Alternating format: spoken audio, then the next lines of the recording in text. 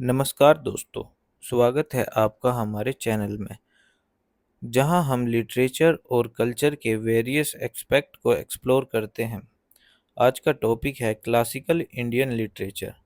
भारत की literary heritage की बात करें तो ये एक वेस्ट ओशियन है, जिसमें कई अमूल्य रत्न छुपे हुए हैं। तो चलिए शुरुआत करते हैं इस सफ़र की और जानते हैं इस लिटरेचर के बारे में। हमारा क्लासिकल इंडियन लिटरेचर की जर्नी शुरू होती है वैदिक पीरियड से, जो अराउंड 1500 बीसी से 500 बीसी तक का टाइम था। इस पीरियड में ऋग्वेदा, सामवेदा, यजुर्वेदा और अथर्ववेदा जैसे प्रमुख टेक्स्ट लिखे गए। ऋग्वेदा सबसे पुराना संस्कृत में लिखा गया और ये प्राइमरीली हेमन्स और रिचुअल्स का कलेक्शन है। इन वैदिक टेक्स्ट में न सिर्फ स्पिरिचुअल और रिलीजियस टीचिंग है, बल्कि इनमें कॉस्मोलॉजी, फिलोसफी और साइंस के भी कॉन्सेप्ट मिलते हैं। वैदिक लिटरेचर के बाद आते हैं दो महान एपिक, रामायण और महाभारत। रामायण को महर्षि वाल्मीकि ने लिखा था और ये स्टोरी है मर्यादा पुरुषोत्तम राम की, जो अपने धर्म और कर्तव्य के लिए हर कठिनाई से गुजर कर अपने जीवन व्यतीत करते हैं। रामायण सिर्फ एक कहानी नहीं है, बल्कि ये हमारे सोशल और मोरल वैल्यूज़ का प्रदर्शन करता है। दूसरा एपिक है महाभारत, जिसे वेद व्यासा ने लिखा था। ये दुनिया का सबसे बड़ा एपिक है, जिसमें मोर देन 1 लाख श्लोक्स हैं। महाभारत न सिर्फ एक ग्रैंड नैरेटिव है, बल्कि इसमें भगवत गीता जैसे प्रोफाउंड फिलोसफिकल टेक्स्ट भी इंक्लूड हैं।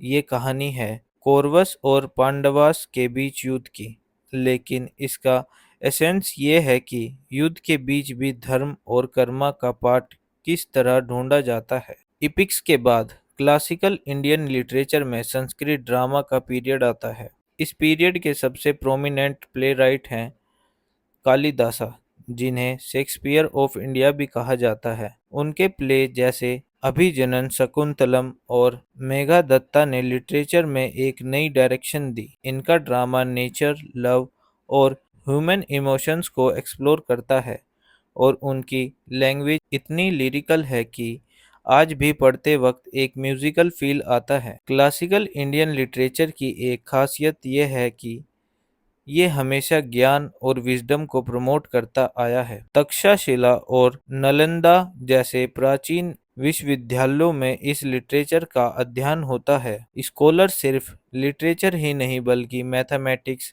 एस्ट्रोनॉमी और मेडिसिन जैसे सब्जेक्ट पे भी लिखते थे।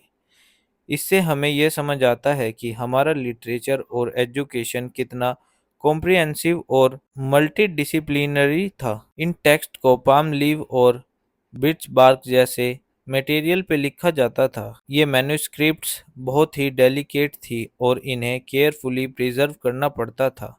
इसके बावजूद ये टेक्स्ट थाउजेंड ऑफ ईयर तक सरवाइव कर गए और इनका नॉलेज हमें आज तक मिल रहा है। क्लासिकल इंडियन लिटरेचर के अंदर भक्ति और सूफी मूवमेंट्स का भी सिग्निफिकेंट कंट्रीब्यूशन रहा है।